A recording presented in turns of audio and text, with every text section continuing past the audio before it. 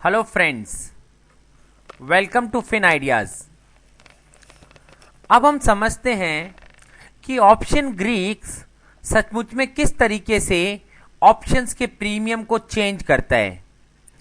तो उसके लिए अपन ने एक एग्जांपल लिया है कि मान लो स्पॉट प्राइस अभी 6000 चल रहा है, स्ट्राइक भी 6000 चल रहा है, टाइम 1 आज का डेट 2 अगस्त है, टाइम 2 2 सितंबर है, वॉलेटिलिटी 30% है और रेट ऑफ इंटरेस्ट 0 है।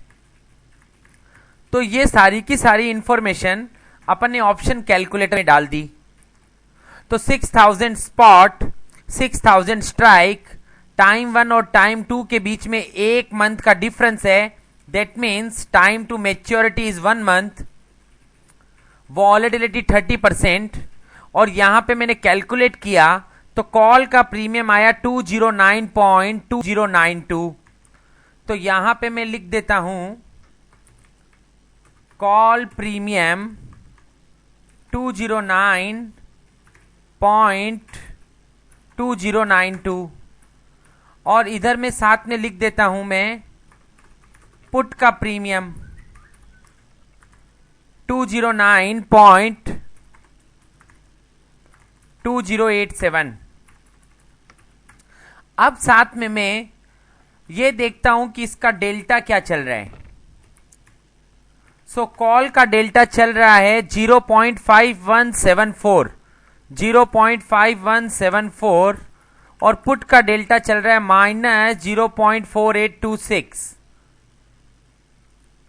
तो इसका मीनिंग ये है कि अगर 1 रुपया स्पॉट बढ़े तो कॉल का प्रीमियम बढ़ जाना चाहिए और पुट का प्रीमियम घट जाना चाहिए, कितना, जितना उसका डेल्टा है।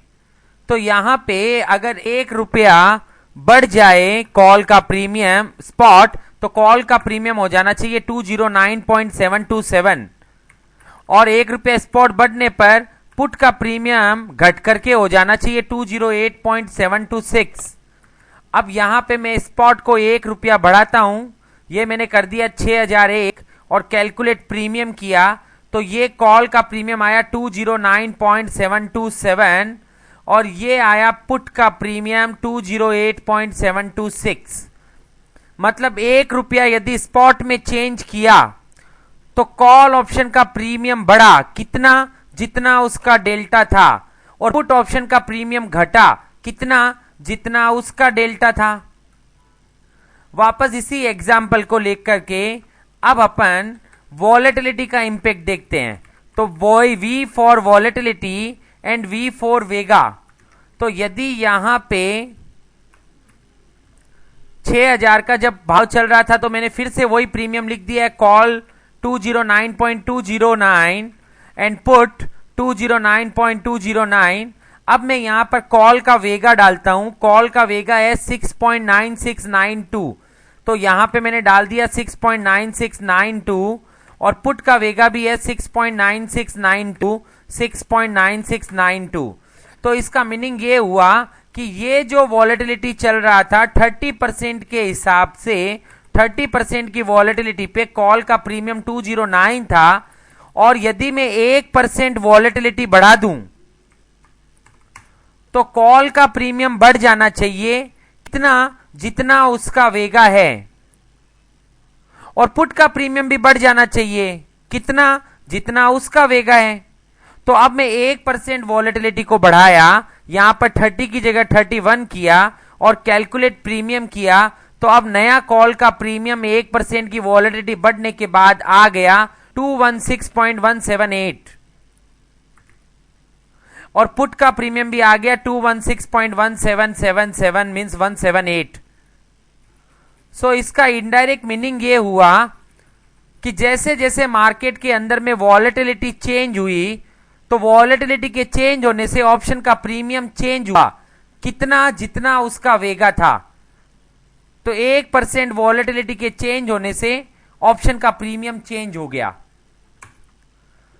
यहां पे हमें यह भी देखने जैसा है कि 1% का इफेक्ट वेगा जितना था, यदि मैंने वॉलेटिलिटी के साथ में यहां पे 0.5% चेंज किया होता, मतलब 30% की वॉलेटिलिटी पे ऑप्शन का प्रीमियम था 209.209 और वेगा है 6.9692, इसका आधा मैं कर देता हूं डिवाइड बाय 2, मतलब 3.4846। तो यदि आधा % वॉलेटिलिटी ही बढ़े तो ऑप्शन का प्रीमियम 3.48 ही बढ़ेगा और 30.50% की वॉलेटिलिटी पे ऑप्शन का प्रीमियम होना चाहिए 212.694। और अब अपन इसको यहां चेक करते हैं। ये वॉलेटिलिटी को मैंने 30.50 कर दिया और चेक किया तो यहां पे मुझे ऑप्शन का प्रीमियम मिल गया 212.694। तो इसका मतलब V for volatility and V for vega, यदि वॉलेटिलिटी में 1% का चेंज हो तो ऑप्शन का प्रीमियम चेंज होगा कितना, जितना उसका वेगा है। अब उसके बाद में हम इंपैक्ट देखते हैं टाइम का। सो टाइम का इंपैक्ट बताएगा theta, T for time and T for theta. So यदि ये था 2 अगस्त को ऑप्शन का प्रीमियम 30% की वॉलेटिलिटी पे चल रहा था 209.209 और उस समय पे थीटा था -3.3722। तो ये मैंने यहां पे डाल दिया -3.3722 और पुट का थीटा भी यही है -3.3722। तो ये मुझे ये बता रहा है कि 2 अगस्त को यदि ऑप्शन का प्रीमियम 209.209 है तो 3 अगस्त को उस ऑप्शन का प्रीमियम टूट जाना चाहिए कितना, जितना उसका थीटा है और टूट करके हो जाना चाहिए 205.837। तो यहां पे मैंने 2 अगस्त की जगह पर इसको 3 अगस्त किया और एंटर किया तो यहां पे मुझे मिल गया 205.81, ऑलमोस्ट सिमिलर ऑप्शन का प्रीमियम। अब आपके दिमाग में ये क्वेश्चन होगा कि ये एग्जैक्ट क्यों नहीं हुआ 205.837। तो my dear friends please try to understand. कल का थीटा था -3.3722, ये था 2 अगस्त का थीटा, और 3 अगस्त मतलब आज का थीटा जो है वो है 428। तो ये मैंने यहां डाला 3.428। तो सचमुच में थीटा किस तरह से लगता है, आधा थीटा लगता है कल का और आधा थीटा लगता है आज का, मतलब आधा किराया कल का लगेगा और आधा किराया आज का लगेगा। तो सचमुच में ऑप्शन का प्रीमियम 3.4001 टूटना चाहिए था, 3.4001। तो अब इस तरीके से वो आया 205.809। पर हमारे लिए, क्योंकि हम शुरुआत में अभी समझ रहे हैं, तो ऑप्शन का प्रीमियम यदि एक दिन टाइम निकले तो ऑप्शन का प्रीमियम टूटता है कितना, जितना उसका थीटा है, T for time and T for theta. उसके बाद में अब हम इंपैक्ट देखते हैं रेट ऑफ इंटरेस्ट का। तो अगेन रेट ऑफ इंटरेस्ट का इंपैक्ट बताता है rho, R for rate of interest and R for rho. तो वापस 2 अगस्त को ऑप्शन का प्रीमियम था 209.209 और मैंने यहां पे 0% के रेट ऑफ इंटरेस्ट पे ये ऑप्शन का प्रीमियम निकाला था। अगर 0% की जगह में 1% का रेट ऑफ इंटरेस्ट कर दूंगा तो ऑप्शन का कॉल का प्रीमियम बढ़ जाना चाहिए कितना, जितना उसका रो है, और कॉल का रो है 2.4591।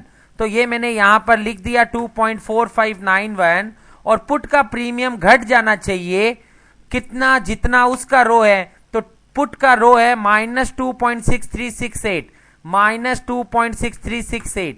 तो अब 1% की वॉलेट रेट ऑफ इंटरेस्ट करने पर कॉल का नया प्रीमियम आ गया 211.67 एंड पुट का प्रीमियम आ गया 206.58।